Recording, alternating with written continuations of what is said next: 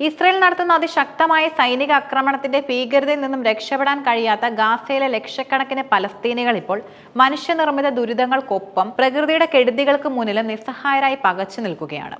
അതിശക്തമായ ശൈത്യകാല മഴയും തണുപ്പും ഇതിനോടകം എല്ലാം നഷ്ടപ്പെട്ട ജനതയുടെ ജീവിതം കൂടുതൽ ദുസ്സഹമാക്കുമ്പോൾ ഇസ്രയേൽ ഏർപ്പെടുത്തിയിട്ടുള്ള കടുത്ത ഉപരോധ നിയന്ത്രണങ്ങൾ ദുരിതത്തിന്റെ ആഴം വർദ്ധിപ്പിക്കുകയാണ്. ഈ ദുരന്തം കേവലം ഒരു പ്രാദേശിക യുദ്ധത്തിന്റെ ഫലമല്ല, മറിച്ച് അന്താരാഷ്ട്ര നിയമങ്ങളെയും മാനുഷിക മൂല്യങ്ങളെയും ചോദ്യം ചെയ്യുന്ന ഒരു സങ്കീർണമായ രാഷ്ട്രീയ സൈനിക ഉപരോധത്തിന്റെ നേരിട്ടുള്ള അനന്തരഫലമാണ്. തുടർച്ചയായ ആക്രമണങ്ങളിൽ ഗാസയിലെ 1,98,000-ത്തിലധികം കെട്ടിടങ്ങൾ പൂർണ്ണമായും തകരുകയോ വാസയോഗ്യമല്ലാതാവുകയോ ചെയ്തിരിക്കുന്നു. ഫലമോ ഏകദേശം 1.5 ദശലക്ഷം പലസ്തീനികൾ ഗാസയിലെ ജനസംഖ്യയുടെ വലിയൊരു ഭാഗം ഒന്നിലധികം തവണ പലായനം ചെയ്യാൻ നിർബന്ധിതരായി. വീടും സ്വന്തം പ്രദേശവും ഉപേക്ഷിച്ച് പലരും തെക്കൻ പ്രദേശങ്ങളിലെ താൽക്കാലിക കൂടാര ക്യാമ്പുകളിലാണ് അഭയം തേടിയിട്ടുള്ളത്.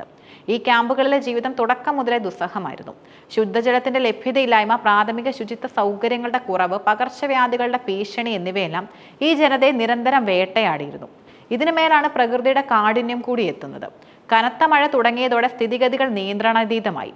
താൽക്കാലികമായി നിർമ്മിച്ച ഗുണനിലവാരം കുറഞ്ഞ തുണി കൊണ്ടുള്ള കൂടാരങ്ങൾക്കുള്ളിലേക്ക് മഴവെള്ളം ഇരച്ചു കയറാൻ തുടങ്ങി. തങ്ങളുടെ കിടക്കകളും പരിമിതമായ സാധന സാമഗ്രികളും നശിക്കുന്നത് കണ്ടുകൊണ്ട് നിസ്സഹായരായി നിൽക്കാൻ മാത്രമേ ഈ ജനതയ്ക്ക് സാധിക്കുന്നുള്ളൂ. ഈ അവസ്ഥ സുരക്ഷ തേടുന്നവരെ വീണ്ടും അപകടത്തിലേക്ക് തള്ളിവിടുന്നു.